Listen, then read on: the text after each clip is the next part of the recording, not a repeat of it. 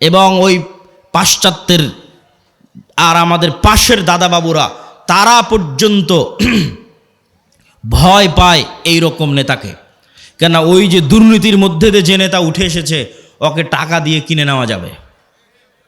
ভারতও ওকে কালকে টাকা দিয়ে কিনে নিতে পারবে, আমেরিকাও ওকে কালকে টাকা দিয়ে কিনে নিতে পারবে। ওকে বলবে তোমার যত দুর্নীতি করার ইচ্ছা করো, টাকা পাচার করে নিয়ে আমার দেশে চলে আসো, আমি যা বলবো তাই শুনবা। তো ও যেহেতু এই দুর্নীতির প্র্যাকটিসের মধ্যেই বড় হয়েছে, তো ও কোনোদিন দেশের পক্ষে কাজ করবে না, অন্য দেশের গোলামি করবে, অন্য দেশের গোলামি করবে। তাহলে গোলামি থেকে বাঁচার জন্য একটা প্রজন্ম তৈরি করতে হবে আপনাদের, যে প্রজন্ম হবে সত্যবাদী, ন্যায়পরায়ণ, মিথ্যা এবং অন্যায়ের সংস্পর্শে যায়নি, মেরুদণ্ড বিক্রি করবে না টাকার কাছে। কেননা এই কালচারের মধ্যে থাকলেও মিথ্যুক দুর্নীতিবাজ হবে। আর 190 বছর ব্রিটিশের গোলামিতে ওটাই শিখেছে। কেননা গোলাম তো একটা রুটির জন্য মারামারি করে, গোলাম একটা রুটির জন্য আরেকজনকে হত্যা করে দিতে পারে। তাহলে এই যে গোলামির কালচার, এই গোলামির কালচার যতক্ষণ আপনি না ভাঙবেন, যেটা আমরা বহন করছি আমাদের অজান্তে ব্রিটিশদের গোলামির কারণে, যেমনটা বানু ইসরাইলরা ফেরাউনের গোলামি থেকে শিখেছিল, এই কালচার আমাদের ভাঙতে হবে। এই কালচার যতক্ষণ না ভাঙতে পারবেন, নেতা হতে পারবেন না। সত্যবাদী ন্যায়পরায়ণ হন, ইসমান হাদির মতো অটোমেটিক নেতা হয়ে যাবেন। আর এই গণতন্ত্রের কালচারে এইরকম সত্যবাদী ন্যায়পরায়ণ নেতা সহ্য করার মতো ক্ষমতা এই আধিপত্যবাদী দখলদারি শক্তির নাই, ফলত গুলি করে উড়িয়ে দিবে। সম্মানিত উপস্থিতি, পয়েন্ট নাম্বার 3, আমাদের 1 নাম্বার পয়েন্ট ছিল অর্থনৈতিক মুক্তি লাগবে গোলামি থেকে মুক্তির জন্য। 2 নাম্বার পয়েন্ট ছিল সত্যবাদী ন্যায়পরায়ণ হতে হবে। পয়েন্ট নাম্বার 3, ইমান বিল গায়েব এবং গায়েবী মদদ। একটা মূলনীতি আজকে এখান থেকে মুখস্থ করে যান, আল্লাহর আসমানি সাহায্য ছাড়া ইসলাম এবং মুসলমানদের বিজয় অসম্ভব, ফুল স্টপ। দুনিয়াবি শক্তি দিয়ে ইসলাম এবং মুসলমানদের বিজয় অতীতে কোনোদিন হয়নি, ভবিষ্যতে কোনোদিন হবে না, ফুল স্টপ। নবীদের হয়নি, আমার আপনার হবে না। মুসা দুনিয়ার শক্তি দিয়ে বিজয় লাভ করেনি, ইউসা বিন নুন দুনিয়ার শক্তি দিয়ে বিজয় লাভ করেনি, দাউদ সুলাইমান দুনিয়ার শক্তি দিয়ে বিজয় লাভ করেনি।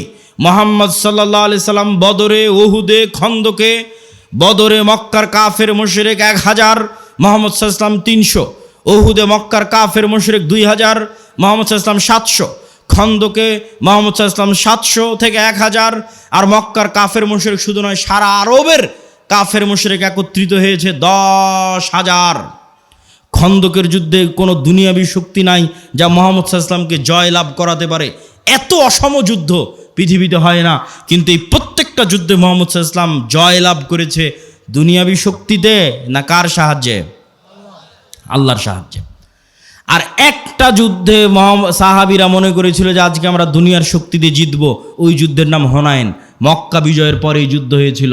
মক্কা বিজয় যখন সব মুসলমান হয়ে গেছে, 12,000 সাহাবী হুনাইনের যুদ্ধে, আল্লাহর নবী নিজে চোখে কোনোদিন দেখেইনি, তার পিছে 12,000 মানুষ দাঁড়িয়ে আছে। সাহাবীরা কোনোদিন দেখেনি 12,000-এর জামাত। 300 জন নিয়ে যুদ্ধ করেছে, 700 নিয়ে যুদ্ধ করেছে, 1000 নিয়ে যুদ্ধ করেছে, আজকে হুনাইনে 12,000। তখন সবার আল্লাহর উপর, মুহাম্মদ সাল্লাল্লাহু আলাইহি ওয়াসাল্লাম বাদ দিয়ে অধিকাংশ সাহাবীর আল্লাহর উপর ভরসা কমে নিজেদের উপর ভরসা চলে এসেছে। যে আজকে হাই কনফিডেন্স, মক্কা বিজয় করেছি, আর এখন হুনাইনের যুদ্ধ আমাদের পরাজিত করে কে? আর হুনাইনের যুদ্ধ শুরু হওয়ার আধা ঘন্টা পার হয়নি, 1 ঘন্টা পার হয়নি, সব দৌড়ে দৌড়ে পালাচ্ছে। তাহলে নবীর জীবদ্দশায় দুনিয়ার শক্তিশালী হওয়ার পরেও বিজয় হচ্ছে না পরাজয় হচ্ছে? একটু জোরে বলেন তো, জয় হচ্ছে না পরাজয় হচ্ছে? নবীর জীবদ্দশায় দুনিয়ার শক্তিতে বিজয় হচ্ছে না। কার সাহায্য লাগে বিজয়ের জন্য? আল্লাহর সাহায্য লাগে। এই আল্লাহর সাহায্য পাওয়ার সিক্রেট যতদিন না জানবেন, আর এই সিক্রেট যতদিন বাস্তবে প্রয়োগ না করবেন, ততদিন দুনিয়ার রাস্তা দিয়ে আপনি যতই চেষ্টা করেন আপনার বিজয় হবে না। এটা নিশ্চিত জেনে রাখুন।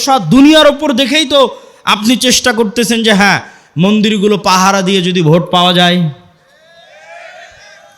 মন্দির পাহারা কেন? আপনি যদি প্রত্যেকটা হিন্দুকে একটা করে মন্দির বানিয়ে দেন, দিয়ে যদি মনে করেন দুনিয়ার শক্তি দিয়ে ইসলামকে বিজয় করবেন, আপনার ব্যক্তি স্বার্থ আদায় হতে পারে, দুনিয়ার শক্তি দিয়ে ইসলাম বিজয় হয় না, হয়নি, কিয়ামত পর্যন্ত হবে না।